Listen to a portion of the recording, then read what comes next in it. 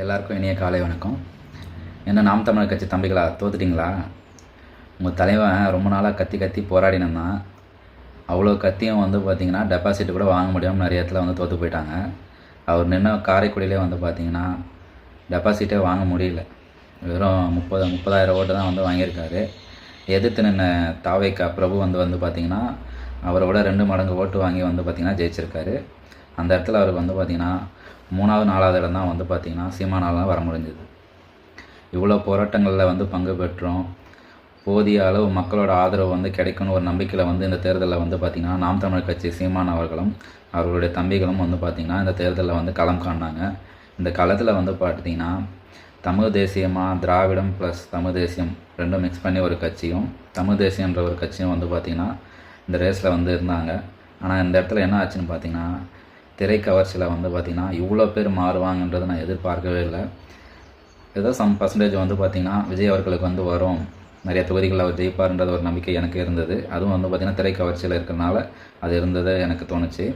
ஆனால் தமிழ் தேசியம் இந்த காலகட்டத்தில் பார்த்திங்கன்னா நிறைய பேருக்கு அரசியல்னால் என்ன, அரசியலில் புரிய வச்சதுக்கு முக்கிய காரணம் பார்த்திங்கன்னா சீமான் அவர்கள் தான். இப்போ இருக்க இளைஞர்கள் பார்த்திங்கன்னா தாவேக்கால இருக்காங்க. அவங்களுக்கு அரசியலில் கற்றுக் கொடுத்ததும் பார்த்திங்கன்னா சீமான் அவர்களை தான் கண்டிப்பாக இருப்பாங்க. அப்படிப்பட்ட ஒரு மிகப்பெரிய ஆள். அரசியல்னால் என்ன, நம்ம வாழ்க்கையில் அரசியல் எந்த அளவுக்கு விளையாடும், எந்த அளவுக்கு மாற்றத்தை கொண்டு வரும்ன்றதை பார்த்திங்கன்னா நமக்கு ஒரு தெளிவை கொண்டு வந்தது சீமான் அவர்கள் தான்.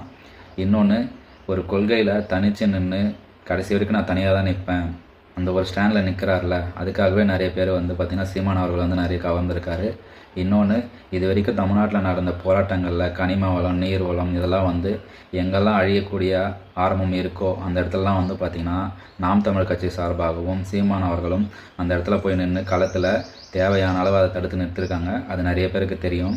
அப்படி இருந்தும் பார்த்திங்கன்னா களத்திலேயே பங்கு பெறாமல், வெறும் இப்போ பார்த்திங்கன்னா ஒரு பேட்டியில் பேச முடியாமல், டிவி நிகழ்ச்சியில் பார்த்திங்கன்னா அந்தந்த மாநிலத்தில் இருக்க பிரச்சனைகளை பேச முடியாமல், சில விவாதங்களில் பார்த்திங்கன்னா தாவேக்காலேருந்து யாருமே கலந்துக்கவே இல்லை. அவங்க மேலிடம் சொன்னதுலேருந்து பார்த்திங்கன்னா நிறைய இடத்துல கலந்துக்கவே இல்லை.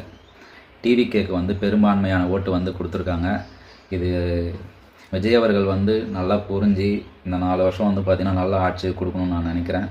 அப்படி தவறும் பட்சத்தில் எந்த இடத்துல தவறுகள் இருக்குன்றதை சுட்டி காட்டும்போது அதை அவர் திருத்திக்கிட்டு நல்லபடியாக அந்த ஆட்சியை கண்டினியூ பண்ணார் அப்படின்னா அடுத்த தடவை அவர் சிஎம் வர வாய்ப்பு இருக்குது.